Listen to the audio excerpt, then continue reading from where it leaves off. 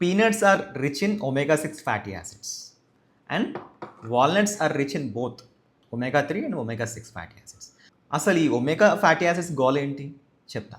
So ఈ omega-6 fatty acid, ఈ omega-3 fatty acid consumption అనేది బ్యాలెన్స్డ్గా ఉండాలి. సో ఇన్ కేస్ ఈ omega-6 కన్జంప్షన్ అనేది పెరిగిందనుకోండి, ఏమవుతుందంటే ఆ రేషియో అనేది హయ్యర్ అయిపోతుంది. అలాగా మీకు కార్డియోవాస్కులర్ ఇష్యూస్ వస్తాయి, అదర్ హార్ట్ అటాక్స్ వస్తూ ఉంటాయి.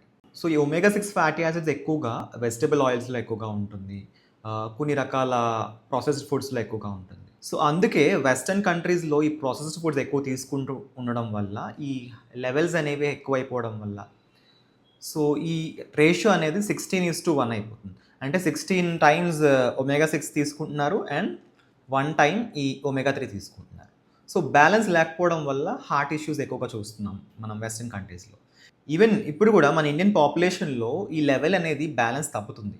సో అందువల్ల ఎక్కువగా హార్ట్ ఇష్యూస్ చూస్తున్నాం.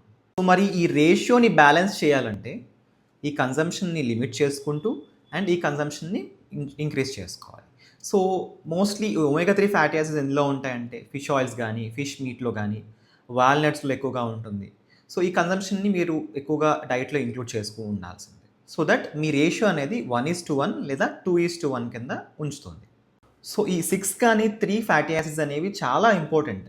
సో మోడరేట్ కన్జంప్షన్లో ఉన్నప్పుడు మన హార్ట్ హెల్త్ బాగుంటుంది, బ్రెయిన్ హెల్త్ ఇంప్రూవ్ అవుతుంది, ఈవెన్ స్కిన్ హెల్త్ కూడా ఇంప్రూవ్ అవుతుంది. అలా అని చెప్పి ఈ omega-6 ఫ్యాటీ యాసిడ్స్ అనేవి చెడ్డవి కాదు, చాలా మంచివి. మన హార్ట్ హెల్త్ని కూడా చాలా ఇంప్రూవ్ చేస్తాయి.